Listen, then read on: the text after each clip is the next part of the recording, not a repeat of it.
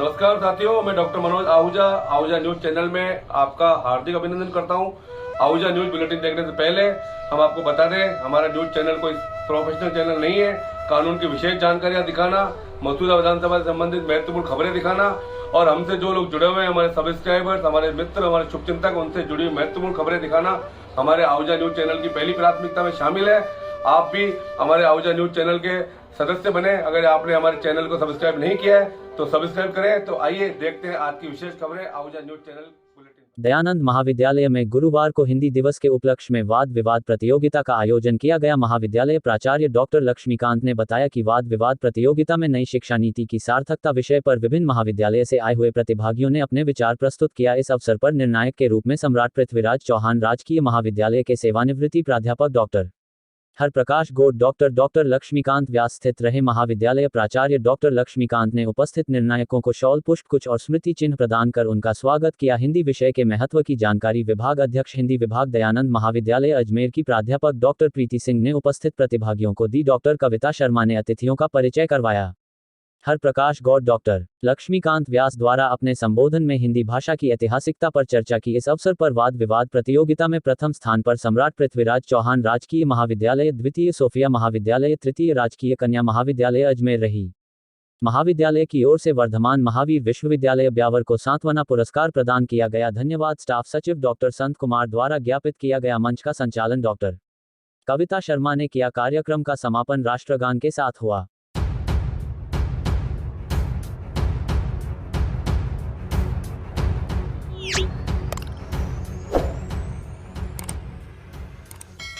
अतिरिक्त मुख्य न्यायिक मजिस्ट्रेट राजीव चौधरी ने गुरुवार को दहेज प्रताड़ना व स्त्रीधन हड़पने के आरोपी पति अनूप नामा, ससुर शिव प्रकाश व सासू ज्ञान देवी नामा को संदेह का लाभ देकर बरी करने के आदेश पारित किए हैं।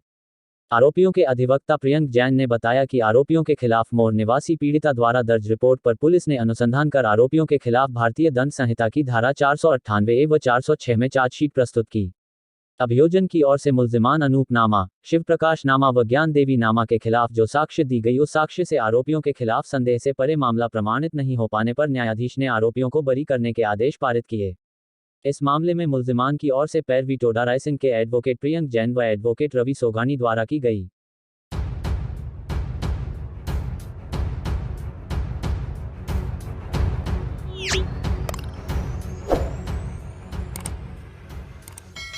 अजमेर में राज्य उपभोक्ता आयोग की सर्किट बेंच की स्थापना तथा नवनिर्मित कोर्ट में अतिरिक्त चेंबरों के लिए 16-30 लाख रुपये स्वीकृति करवाने में महत्वपूर्ण योगदान करने के अवसर पर गुरुवार को वरिष्ठ अधिवक्ता शफीकुर रहमान के नेतृत्व में जिला बार अध्यक्ष नरेंद्र सिंह राठौड़, महासचिव राजेश यादव सहित अन्य पदाधिकारियों व कार्यकारिणी सदस्यों का सम्मान समारोह आयोजित किया गया। इस मौके पर सम्मान समारोह में जिला बार एसोसिएशन अजमेर के उपस्थित सभी अधिवक्ताओं ने खुशी जाहिर करते हुए इन दोनों उपलब्धियों के लिए अध्यक्ष राठौड़ सहित पूरी टीम को श्रेय देते हुए उनका माला पहनाकर व बुके भेंट कर स्वागत अभिनंदन किया गया। इस मौके पर कार्यक्रम में सैयद इकबाल चिती, राजीव सक्सेना, सोमदत्त यादव, ओम प्रकाश भट्ट, सुनील यादव, मोहम्मद इरफान, अशोक जैन, हरचरण सिंह, के शर्मा, रबीना बानो, अनीता रावत, मोहम्मद इमरान, जिनेश बंसल, मोहम्मद यूसुफ, मजीद खान, शानवाज, मुख्तियार, शाहिद अली, अख्तर बेग, नवदीप सिंह, मस्तान, किरण, अखतर कुरैशी, शब्बीर सहित अन्य अधिवक्तागण मौजूद रहे।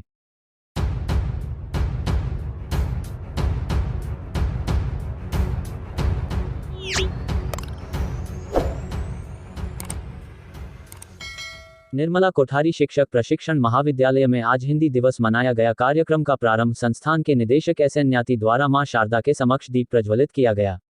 कार्यक्रम के दौरान संस्थान के निदेशक एसएन न्याती ने हिंदी दिवस पर हिंदी भाषा की गुणवत्ता पर अपना उद्बोधन दिया। कार्यक्रम में बीएड के छात्र अध्यापकों में मोहित शर्मा, केसाराम चौधरी, रविंद्र, पृथ्वी शर्मा, सुनीता मीना, चैना जांगिड़, लोकेश मीना एवं बीए के विद्यार्थियों में आशा शर्मा, शिवानी बेरवा, आरती गुर्जर ने अपने विचार व्यक्त किए।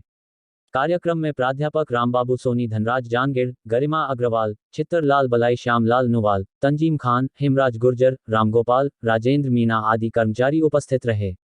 कार्यक्रम का संचालन हर्षिता जैन और नादिरा बानू ने किया।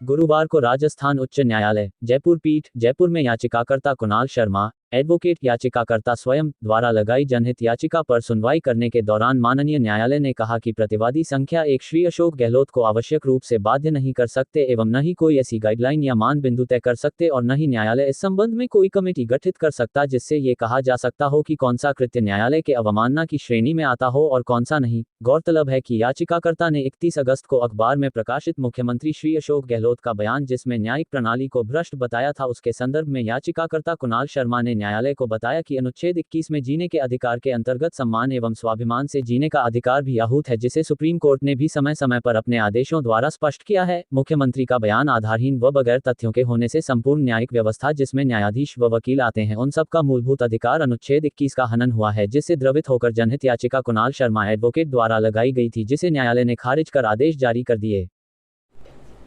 राजस्थान के मुख्यमंत्री अशोक गहलोत द्वारा जो जुडिशरी के ऊपर अनर्गल कमेंट किए गए जो कि तर्कहीन व आधारहीन थे जिसमें कहा गया था कि जुडिशरी में करप्शन व्याप्त है एवं जो वकील जजमेंट लेकर जाते हैं वही जजमेंट पारित हो जाता है, इस बयान को लेकर के मैंने राजस्थान उच्च न्यायालय में जनहित याचिका लगाई थी जिसकी सुनवाई आज थी। मैंने माननीय न्यायालय को यह बताया कि इस याचिका में अनुच्छेद 21 जो कि जीने का अधिकार हमें भारतीय संविधान देता है उसमें सहसम्मान में स्वाभिमान के साथ भी जीने का अधिकार आहूत है।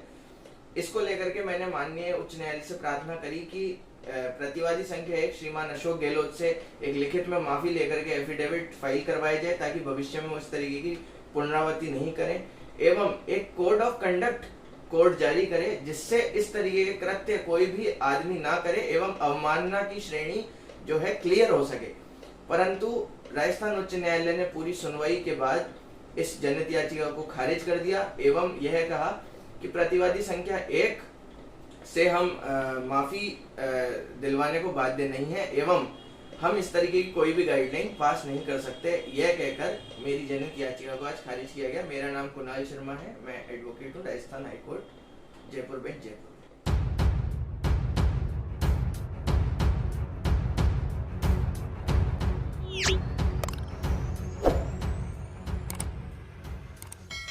श्री प्राज्ञ पब्लिक स्कूल भिनाई ने गुरुवार को विद्यालय के विद्यार्थियों को G20 शिखर सम्मेलन के उद्देश्यों व उपलब्धियों के बारे में विस्तार से समझाया। विद्यालय की प्रिंसिपल कीर्ति जैन ने विद्यालय के विद्यार्थियों को बताया कि G20 शिखर सम्मेलन 20 प्रमुख अर्थव्यवस्थाओं की सरकारों और केंद्रीय बैंक के गवर्नरों के लिए एक अंतर्राष्ट्रीय मंच है जिसकी स्थापना वर्ष 1999 में अंतर्राष्ट्रीय आर्थिक सहयोग और विकास से संबंधित नीतिगत मुद्दों पर चर्चा और उनका समाधान करने के लिए की गई थी। G20 में प्रतिनिधित्व करने वाले 20 देशों का विश्व के सकल घरेलू उत्पाद का लगभग 85% और इसकी जनसंख्या का 2/3 हिस्सा है। इसके सदस्य देश अर्जेंटीना, ऑस्ट्रेलिया, ब्राजील, कनाडा, चीन, यूरोपीय संघ, France, Germany, Bharat, Indonesia, Italy, Japan, रूस, मैक्सिको, सऊदी अरब, दक्षिण अफ्रीका, तुर्की, यूके तथा यूएसए है। G20 भारत के लिए महत्वपूर्ण है क्योंकि ये देश को दुनिया की सबसे बड़ी अर्थव्यवस्थाओं के साथ जुड़ने, अपने आर्थिक हितों को बढ़ावा देने तथा महत्वपूर्ण वैश्विक मुद्दों को संबोधित करने के लिए एक मंच प्रदान करता है। भारत की अध्यक्षता में हो रहे G20 शिखर सम्मेलन में 73 परिणाम प्रयास की दिशा और 39 संलग्न दस्तावेज अध्यक्षीय दस्तावेज, कार्य समूह परिणाम दस्तावेज शामिल नहीं के साथ यानी कुल 112 मूल कार्य को अंतिम रूप दिया गया है। 112 परिणामों और प्रेसिडेंसी दस्तावेजों के साथ भारत ने पिछले साल इंडोनेशिया में हुए G20 की अध्यक्षता की तुलना में मूल कार्य को 2 गुने से भी अधिक कर दिया है। इंडोनेशिया में कुल 50 कार्य का समापन हुआ था। अब तक के इतिहास में भारत की अध्यक्षता में हो रहा ये शिखर सम्मेलन सबसे महत्वाकांक्षी और कार्योन्मुखी रहा है। ये सम्मेलन भारत की अध्यक्षता में 2 से 5 गुना तक कार्योन्मुख रही है। पहले दिन G20 नेताओं ने यूक्रेन पर रूस के आक्रमण का जिक्र करने से परहेज किया गया। साथ ही सभी देशों से एक दूसरे की क्षेत्रीय अखंडता और संप्रभुता का सम्मान करने के सिद्धांत का पालन करने का सामान्य आह्वान किया गया। इसे मोटे तौर पर संघर्ष को लेकर पश्चिमी देशों के रुख में नरमी के तौर पर देखा जा रहा है। प्रिंसिपल कीर्ति जैन ने उक्त सम्मेलन की सफलताओं के बारे में जानकारी देने के साथ ही विद्यार्थियों के माध्यम से अन्य विद्यार्थियों को अच्छे से समझाया तथा अगले वर्ष ये सम्मेलन ब्राजील में आयोजित किया जाएगा की जानकारी भी दी। Good morning. Today I will tell about G20. The full form of G20 is Group of 20. It was held in New Delhi, India, 9-10 September 2023 at the Prakati Maidan, New Delhi. Start Bhumika. About G20, the theme of G20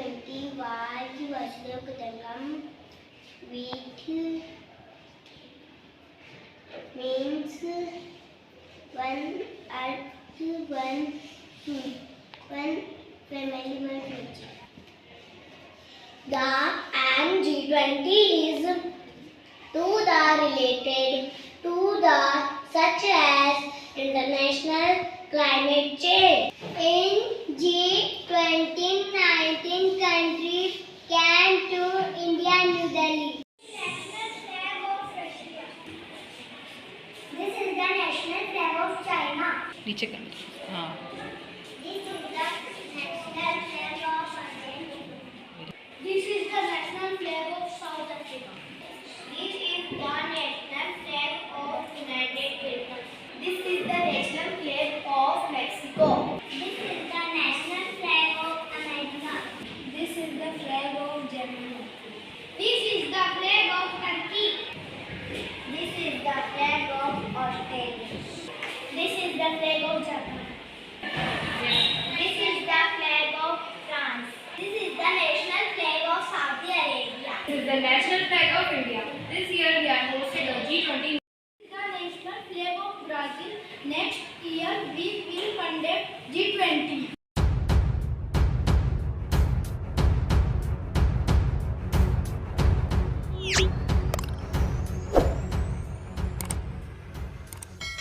Bhajpa की परिवर्तन संकल्प यात्रा में गुरुवार महाराष्ट्र के उप मुख्यमंत्री देवेंद्र फडणवीस व भाजपा प्रदेशाध्यक्ष सीपी जोशी शामिल हुए। परिवर्तन संकल्प यात्रा में शामिल होने के लिए देवेंद्र फडणवीस व सीपी जोशी हेलीकॉप्टर से केकड़ी पहुंचे। राजकीय महाविद्यालय में बनाए गए हेलीपैड पर भाजपा नेताओं ने देवेंद्र फडणवीस व सीपी जोशी का स्वागत किया। इसके बाद सैकड़ों वाहनों के काफिले के साथ परिवर्तन संकल्प यात्रा रवाना हुई। परिवर्तन संकल्प यात्रा का 3 नंबर टैंक पर भाजपा नेता कृष्णानंद तिवारी व पूर्व पालिकाध्यक्ष अनिल मित्तल की ओर से शक्ति प्रदर्शन करते हुए स्वागत किया गया। इसके बाद सरवाड़ के गांधी चौक में स्वागत सभा का आयोजन किया गया। स्वागत सभा को उप मुख्यमंत्री देवेंद्र फडणवीस व भाजपा प्रदेशाध्यक्ष सीपी जोशी ने संबोधित करते हुए कहा कि नरेंद्र मोदी की सरकार ने आज भारत का सर गर्व से ऊंचा किया है। भारत आज विकसित देशों की श्रेणी में आने लगा है। देवेंद्र फडणवीस ने कहा कि राजस्थान में कांग्रेस सरकार के शासन में किसान, व्यापारी, युवा सहित प्रत्येक वर्ग त्रस्त है। मुख्यमंत्री अशोक गहलोत मिशन 2030 की बात कर रहे हैं, जबकि प्रदेश में अपराध चरम पर है। राजस्थान में आए दिन महिलाओं के साथ दुष्कर्म की घटनाएं सामने आ रही है, गैंगवार हो रही है। अपराध में राजस्थान नंबर 1 है। देवेंद्र फडणवीस ने कहा कि कांग्रेस सरकार से जनता उब चुकी है। अब आने वाले विधानसभा चुनाव में प्रदेश में भाजपा की सरकार बनेगी। प्रदेश में डबल इंजन की सरकार बनने से देश के साथ प्रदेश में विकास की रफ्तार तेज गति से होगी। इस मौके पर भाजपा प्रदेशाध्यक्ष सीपी जोशी ने कहा कि प्रदेश में कांग्रेस की सरकार रिपीट नहीं डिलीट हो रही है। परिवर्तन यात्रा को प्रदेश में जनता को जोरदार समर्थन मिल रहा है। प्रदेश में बहुमत के साथ भाजपा की सरकार बनेगी। इस मौके पर प्रदेश सह प्रभारी विजया रहटाकर, राज्यसभा सांसद राजेंद्र गहलोत, सांसद भागीरथ चौधरी, देहात जिलाध्यक्ष देवीशंकर भूतड़ा, पूर्व विधायक शत्रुघ्न गौतम, भाजपा नेता राजेंद्र विनायका, पूर्व प्रधान भूपेंद्र सिंह शक्तावत, खेल प्रकोष्ठ के जिला संयोजक वीरभद्र सिंह, पूर्व पालिकाध्यक्ष अनिल मित्तल, कृष्णानंद तिवारी, टांकावास सरपंच विजय प्रताप सिंह शक्तावत, भाजपा नेता व पूर्व न्यायाधीश किशन गुर्जर, शिव प्रकाश धाभाई, जिला बार के पूर्व सचिव एडवोकेट संजय गुर्जर, ललित खटाना, रामकिशन गुर्जर, रायचंद बागड़ी, गिरधर सिंह छाबड़िया, रिंकू कंवर राठौर सहित कई भाजपा नेता मौजूद रहे।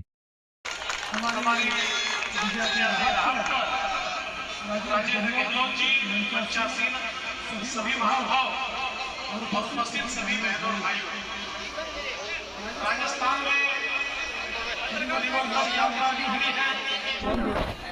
कुछ लोगों को लगता होगा कि ये यात्रा केवल सत्ता के परिवर्तन के लिए नहीं है। हम मुख्यमंत्री बने, मंत्री बने, किसी उसूल से मिले, इस प्रकार का परिवर्तन नहीं चाहते। ऐसा परिवर्तन लाना चाहते हैं। राजस्थान के गरीब को, राजस्थान के किसान को, राजस्थान के मजदूर को, राजस्थान के महिलाओं को, राजस्थान के युवाओं को उनके जीवन में परिवर्तन आए। इस प्रकार की परिवर्तन की संकल्पना को लेकर ये परिवर्तन यात्रा निकली है।